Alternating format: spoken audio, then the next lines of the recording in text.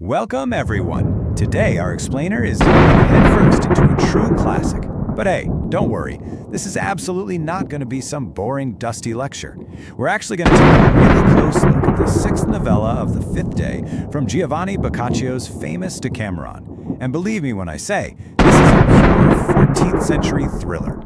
It's literally got the whole shebang: secret passion, a daring abduction, a desperate pursuit, a terrifying death sentence, and just an utterly incredible rescue. So, let's just follow this amazing story step by step, keeping it strictly in chronological order. Right, so it all kicks off on the rocky, breathtakingly beautiful shores of the island of Ischia, just off the coast of Naples. It's this idyllic spot, far from the cruelty of the wider world, where a secret and incredibly passionate romance is born. You know the vibe, the classic tale of young, carefree love, completely oblivious to what fate is about to throw at it. Allow me to introduce our two main characters. We have the beautiful Restituta, daughter of the noble lord Marino Bolgaro, and a young man named Gianni who hails from the neighboring island of Procida. And to give you an idea of just how intense this guy's feelings were, Gianni was so devoted that he'd literally swim across the dark, dangerous waters between those islands right in the middle of the night. And for what? Just to gaze from a distance at the walls of the house where his beloved slept? I mean, talk about an unimaginable act of devotion, wouldn't you agree? Secret love on Ischia shattered because, well, paradise just couldn't last forever. Picture this scene. Restituta is walking all alone along that rocky shore.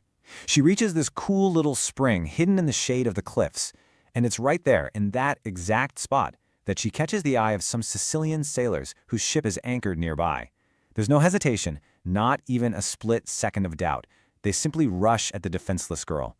She's crying out in total despair, struggling to resist, but they just force her aboard their vessel. In a matter of seconds, Restituta's life turns into a living nightmare. The abductors sail through Calabria, and pretty quickly, a fierce quarrel breaks out among the sailors. Who gets to keep such a beautiful captive? Realizing that this dispute is probably going to end in bloodshed, that they might literally kill each other over her, the men make an extremely cynical decision. They decide to haul the girl straight to Palermo and present her to none other than the young King Federico of Sicily. Naturally, the king is just totally captivated by her beauty. He decides to stash her away in this luxurious place known as the Cuba Palace until she recovers from the ordeal. Just like that, the golden cage snaps shut. Meanwhile, back on Ischia, total panic erupts. Nobody has the slightest clue where the girl has disappeared to. When Gianni finally learns what happened, he's just hit with this crushing wave of despair. But, and here's the thing, that despair very quickly morphs into this unbreakable determination. A frantic maritime pursuit begins. Gianni literally equips his own ship and just starts racing down the Italian coast. Ischia, then Minerva, down to the shores of Calabria. And there, by sheer luck, he picks up this tiny crumb of information. The girl was taken by Sicilians to Palermo. So, what exactly happens when innocent romance crashes head-on into royal fury? Gianni rushes straight to the heart of Sicily. After exhausting searches, the terrible truth finally hits him. His beloved Restituta has been given to the king and locked away in a royal palace. Now, it would seem that all hope is completely lost, right? But our hero has absolutely no intention of surrendering. He sends his ship home, stays in Palermo completely alone, and wagers everything he has on a single chance. For days on end, he just circles the palace. Then, the impossible happens. The exhausted young man suddenly spots Restituta at one of the windows, and she sees him. That tiny spark of hope sets this incredibly deadly plan in motion. Under the cover of pitch-black darkness, Gianni actually slips onto the heavily guarded grounds of the royal palace. One wrong move means certain death, but love apparently has completely short-circuited his instinct for self-preservation. At long last, they're reunited amid the dangerous shadows of the palace. Just imagine those tears of joy, that overwhelming euphoria. It's this fleeting moment of absolute happiness, practically stolen from fate itself right in the middle of mortal danger. Forgetting literally everything else in the world, they throw themselves into each other's arms. Completely exhausted by the emotion of it all, they eventually fall asleep together right there in the royal chambers. That very same night, King Federico decides to visit his captive. He walks into the room and finds the lovers fast asleep in each other's embrace. The innocent romance of Gianni and Restituta crashes headlong into the icy fury of a ruler. Upon this utterly helpless pair descends the full, crushing weight of royal wrath, and the king doesn't just order them executed. Oh no, he chooses the absolute cruelest, most public, and most humiliating punishment imaginable. But the absolute darkest part lies in the details of the sentence. They are dragged to the main square, stripped and tied to a stake.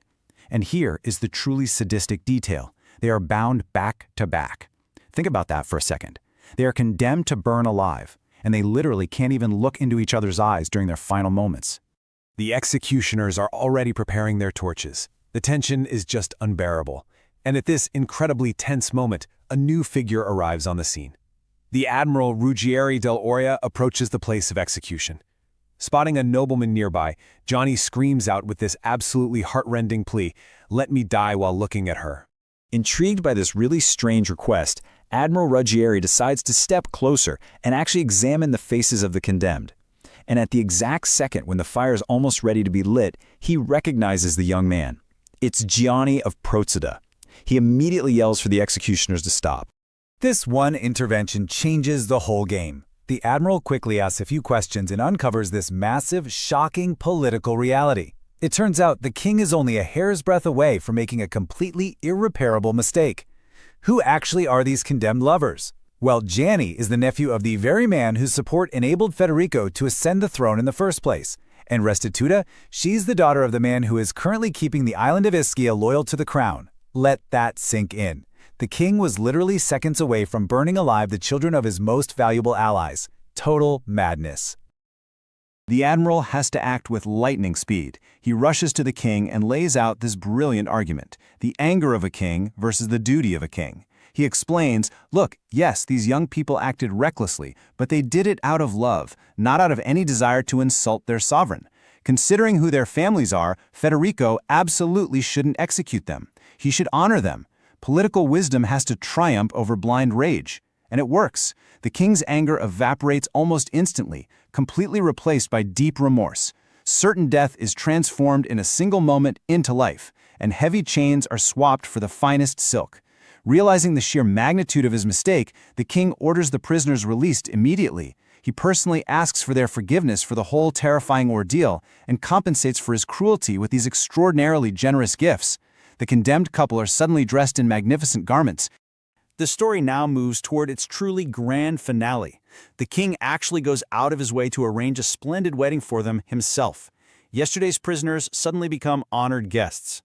Loaded up with gifts and blessed by the king, Gianni and Restituta return triumphantly to Ischia, where, as you can probably guess, a long and incredibly happy life awaits them. You know, this entire explainer really makes you stop and think about what someone truly in love is capable of, and just how razor-thin the line can be between total ruin and complete triumph.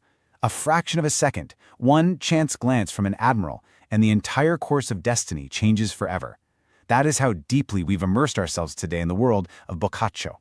Honestly, the classics really can keep us in suspense way more effectively than a lot of modern films. It really leaves you wondering, doesn't it? What other wild thrillers are buried in the dusty pages of history, just waiting to be uncovered? Thank you so much for joining us for this explainer, and we'll see you again soon.